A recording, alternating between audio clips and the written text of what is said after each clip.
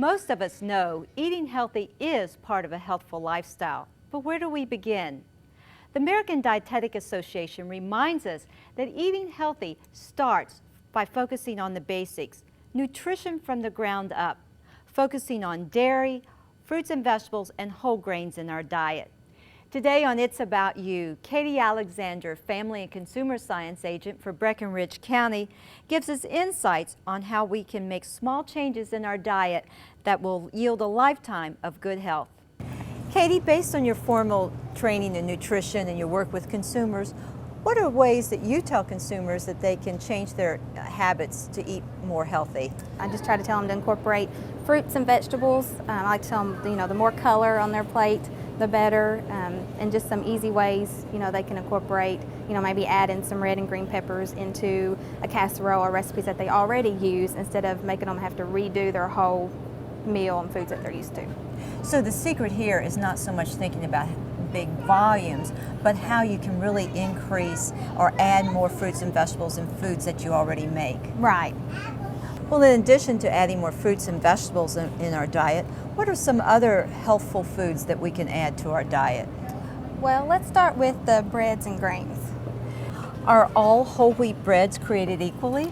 No, they're actually not, and that's what a big misconception with consumers is. They think if they pick up a loaf of bread that just says wheat bread, they assume it's got the 100% whole grain and the fiber and everything, and it really doesn't. Because this one, wheat bread, if you look on the food label, it doesn't say 100% whole grain or whole wheat anywhere. It has the enriched bleached flour. Where this one definitely says 100% whole wheat, right? But you also want to check the food label Right. and the ingredients as well.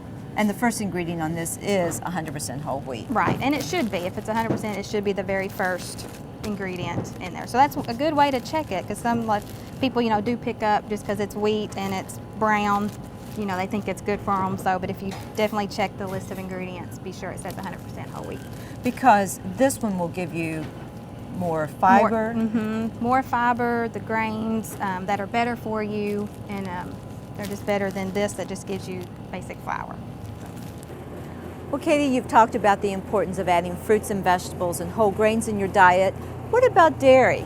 Well, dairy, unfortunately, is a missing link in a lot of people's diets, and there's a misconception they think they just have to drink milk in order to get the calcium.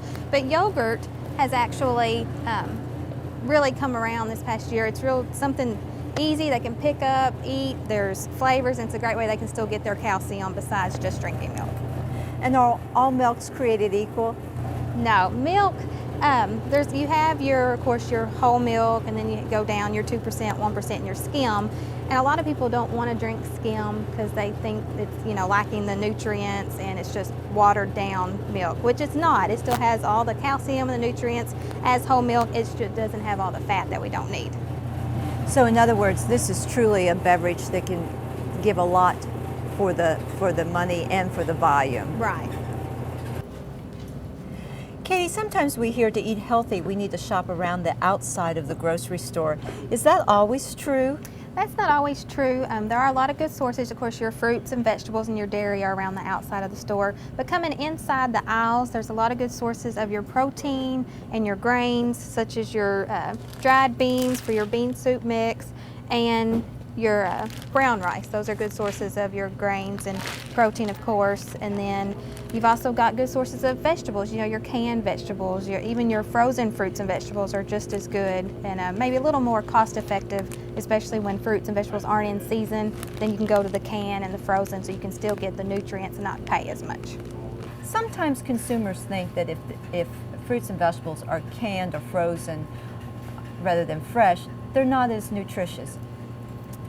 Well, of course, we want to emphasize, to get the fresh fruits and vegetables, but during times like now when things are not in season, canned fruits and vegetables are a great option. They still have the nutrients that fresh does, because the canned products are picked at their, peak time and canned, and all those nutrients are in there with them.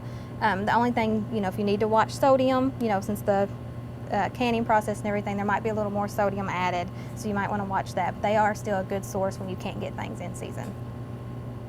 Katie, now that you've shown us what to buy at the grocery store, how can we really make our calories count at meal and snack time? Okay, well, we're going to start with our milk and calcium. We've got a real good, easy recipe. It's a yogurt parfait. It can be used as a snack. It can be used for breakfast. It can be used as a nice dessert. It's real simple. I've got a couple made up here. This one here I've done just in a basic wine glass, so you can put a nice dessert in. It just kind of makes it more appealing to the eye, and people will be more tempted to want to eat it because it is a nice presentation. It's just the yogurt with strawberries and some granola, and then I've done one here in just a little serving dish that has bananas in it, so it'd be a good snack. The recipe is real simple. It just calls for the low-fat vanilla yogurt and any type of berries. It's a cup of berries. You can use fresh, like I've got fresh strawberries and of course bananas. I've got canned mandarin oranges that you could use. You could also use frozen, if you have that on hand. And a little bit of granola, or I've used just some cereal that just has the crunch, just to give you some flavor and some crunch in there. It looks great. Well, Katie, we mentioned when we were at the grocery store how we can incorporate fruits and vegetables into our diet. You have an example for us to show how we can add more fruits and vegetables at mealtime? Yes, I've got a basic salad. A lot of people think to eat healthy you got to eat the salads and it's just vegetables, but you can do salads but add more to it. Pick the real colorful lettuce, some of the romaine lettuce, get some of the darker leafy greens, but you can also get some fruit, get some of your servings of fruit. Like I've got some cranberries here, just dried cranberries. You can add those. They add color, a little bit of sweetness to your salad rather than just your basic vegetables. You can even add mandarin oranges, for a little more flavor and color. And of course I've got some carrots on there, just some of the baby carrots. And also almonds for a good source of protein. Or if people like tuna, if you want tuna, but some people aren't, they'd rather just add something quick. So just some slithered almonds is a good way just to kind of change up your salad and get some fruit servings in there too. Or the beans that we talked about, black beans or Right. Chickpeas are great sources as well. Yes. Well, you just fixed one of my favorite salads because I love to add fruits and with it. And I think what you've shown that we can take salad from being a side salad to actually it can be a main dish depending Right. on what you add. Yeah. We've talked about making our calories count at mealtime, but you've got some good examples for snacks as well. Yes, even snack time, you want to make those calories count and pick a good nutritious snack.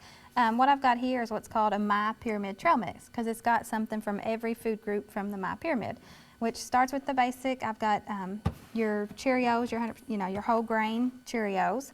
So I've put those in a bowl. Then you use these yogurt covered raisins to give you your milk calcium group. So you just add those to it. And we'll use the cranberries, dried cranberries again for the fruit. Or we could use any type of dried fruit, Any type of right? dried fruit. If you like, any type of dried. If you like just plain raisins or, the other dried. There's a lot of variety of dried fruit. And vegetables, we've got baked snap pea crisp as the vegetables.